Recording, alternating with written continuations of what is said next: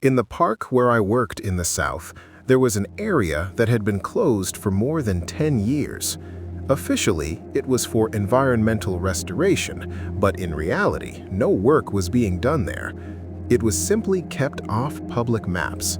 The rangers knew that if anyone crossed the posted signs, we were to remove them quickly and without asking too many questions. One summer afternoon, we received a report of movement inside the restricted perimeter. We assumed it was curious campers. I walked nearly 40 minutes to a small clearing where the trail disappears into dense brush. Before I saw anything, I smelled it. It wasn't the scent of a typical animal or carrion. It was strong and acidic, like old urine baked in the sun mixed with damp air. It hit my stomach immediately. I heard slow, steady footsteps, like someone walking without concern about making noise. It stepped out from the brush without trying to hide. I saw it fully, about 25 meters away. The fur was dark brown with lighter patches.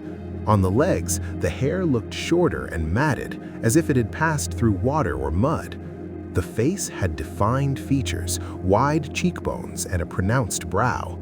I couldn't clearly make out the eyes, but I felt they were fixed on me. It didn't look like a bear. The legs were straighter. It moved, placing its whole foot down with each step. At one point, it lifted a hand and pushed aside a thick branch as if it weighed nothing. It didn't seem agitated or afraid. It took 2 more steps forward and stopped. The smell grew stronger. I thought about stepping back, but something kept me still. It wasn't bravery. It was the sense that any sudden movement could shift the tone of the situation. I watched for a few more seconds. Its chest rose and fell slowly. It made no sound, didn't growl, didn't bare its teeth. Then it turned to the left and walked into a denser part of the forest. I followed a few meters, enough to hear it breaking branches thicker than you'd expect. It wasn't running. The smell lingered even after it was out of sight. When I returned to base, I didn't give a full description. I reported the presence of large, unidentified wildlife and recommended the closure remain in place. That same week, they reinforced the warning signs and installed trail cameras. They never captured anything useful.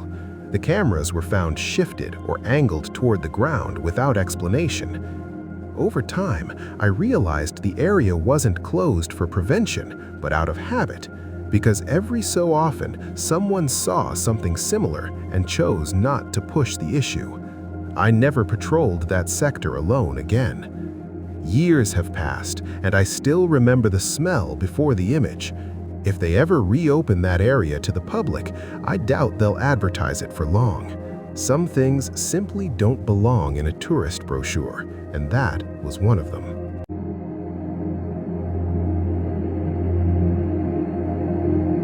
I worked 6 seasons as a park ranger in a national park in the Northwest.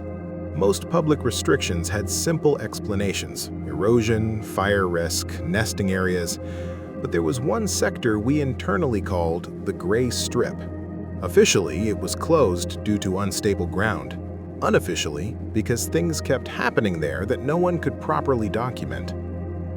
One late September night, I was assigned to patrol the perimeter after 2 hikers crossed a barrier. I found their campfire extinguished but still warm, and their backpacks a few meters off the trail. There were no signs of a struggle, no clear tracks suggesting they had run, just that strange feeling that the forest was paying too much attention.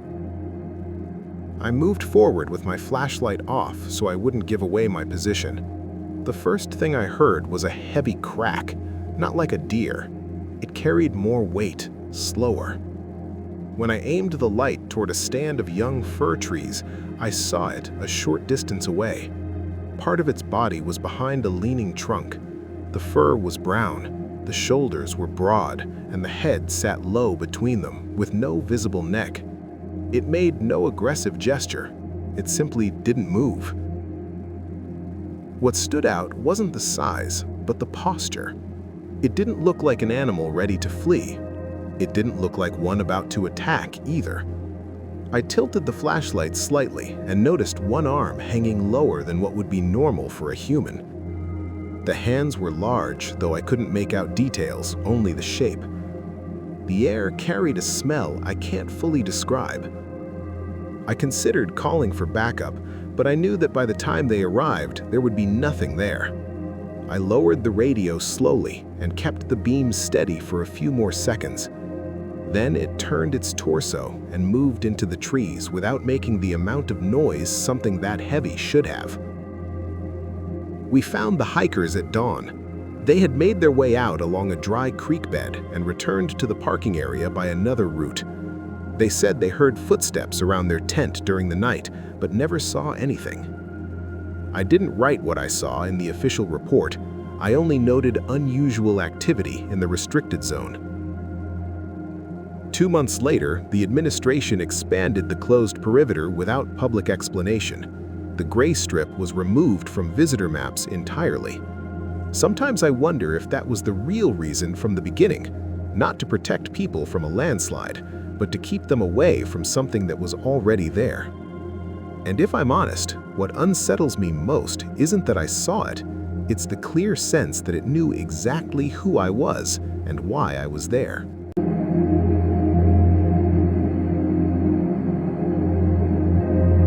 Not all restricted areas have visible signs. Some exist only on internal maps and in instructions passed quietly between staff. In the park where I worked in the Western Mountain region, there was a narrow canyon we called Sector 47B. It wasn't listed on visitor routes, and solo patrols were rarely assigned there. I was sent after a maintenance crew found scattered tools and a generator overturned without explanation. They suspected vandalism, but no intruders had been reported. I headed down the loose gravel trail just before dusk. The place stayed damp even in summer, with rock walls that held the cold and tall trees that barely let in any light. The first sign was the silence. No birds, no insects. Then came the smell. It wasn't wet soil or rotting vegetation. It was strong and sharp, like rancid urine mixed with something sour that lingered in the throat. I covered my nose with my sleeve, but it didn't help much. I heard a solid metallic thud. When I rounded a rock formation, I saw it about 30 meters away near the overturned generator. It was standing in profile. The fur was brown with lighter strands, almost grayish along the upper back. In some areas, it looked shorter, as if worn down from constant friction. It didn't look clean, or even it looked rough, layered, uneven. The build was solid but not exaggerated. Broad back, sturdy legs, long arms that moved naturally. One hand rested on the generator's casing as if it had pushed it or was inspecting it. The head was slightly tilted. I couldn't make out every facial detail, but I noticed a defined jaw and an expression that didn't fit any animal I was used to seeing. It didn't startle. It slowly turned toward me and faced me fully. The distance was close enough to see it clearly from head to toe. Its chest rose and fell in steady breaths. It didn't bare its teeth or make sudden movements. It simply didn't move. I thought about protocol and calling it in, but reaching for the radio would have meant noise. We held that distance for several seconds that felt longer than they were. Then it stepped back without losing balance, and again until it was near the canyon wall. With controlled movement, it began climbing a slope of rock and roots that I wouldn't have attempted without gear. It didn't climb like a bear. It used hands and feet with deliberate coordination, finding holds where none seemed obvious. In less than half a minute, it disappeared into the vegetation above. The smell stayed behind, hanging in the cold canyon air. The official report mentioned a possible bear moving equipment out of curiosity. No one documented how it ascended the rock face or the way it held my gaze before leaving. Days later, Sector 47B was temporarily closed for geological risk assessment. It was never reopened. I still replay that moment, trying to fit it into something logical. It wasn't an animal acting randomly or a shadow misread in fading light. It was something that knew the terrain better than we did and chose to leave without needing to threaten me. That was when I understood that some restricted areas aren't closed because of what visitors might do there, but because of what already moves through them without asking permission.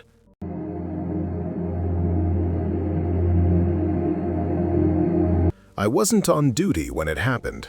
I had finished my shift at the park but decided to stay a few extra hours because the next day they were going to close an entire section of the Northern Valley.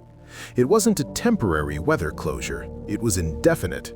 When I asked for the real reason, my supervisor just said it came from above. That valley wasn't especially popular. Long trails, uneven ground, few scenic viewpoints. Still, over the past months there had been internal reports piling up. Nighttime noises, motion sensors triggering without clear footage, cameras shutting off for exact stretches of time and then coming back on by themselves. I entered through a maintenance access point just before dusk. I wasn't in full uniform, just carrying my radio and flashlight. The air felt heavy, and there was an uneasy stillness, like the forest was holding itself back. I walked down to an area where the terrain slopes toward a narrow creek. That's where I noticed something that hadn't appeared in any report. Several large stones arranged in a line. They weren't stacked, just aligned with intention. It wasn't a natural formation. I nudged one with my boot and realized it was heavier than it looked, too heavy to have been moved casually without tools. The smell hit me seconds later. Strong, sour, clearly like urine that had built up in a confined space. It wasn't faint or drifting, it was concentrated right there. I froze and heard movement on the opposite side of the creek. I saw it descending the slope across from me. It didn't burst out or charge, it was simply there when my flashlight caught it. The beam hit it from the side.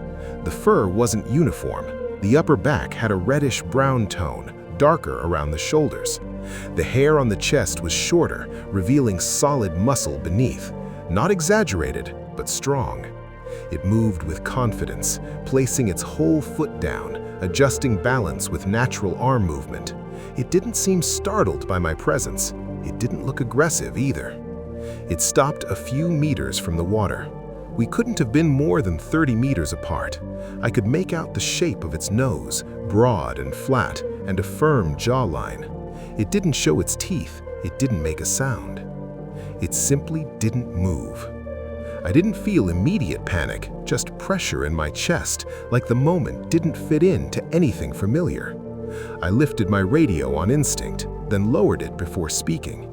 It didn't make sense to break that silence with static. Then it did something I haven't told many people. It leaned slightly, picked up a stone from the edge of the creek, and dropped it into the water. It wasn't thrown in anger, it was deliberate. The splash echoed through the valley. Then it turned and began walking parallel to the creek. It didn't rush, it didn't look back. The smell lingered even after it disappeared from view. I went back without crossing the water. That same week, the closure became official, and the access point was blocked with physical barriers, not just signs. No real explanation was ever made public. Internally, it was labeled a trail reorganization. I understood something else. What I saw wasn't wandering or lost. It was marking territory in a way that didn't require violence. Since then, whenever someone asks why that part of the valley remains closed, I just say it's for safety. I don't specify whose.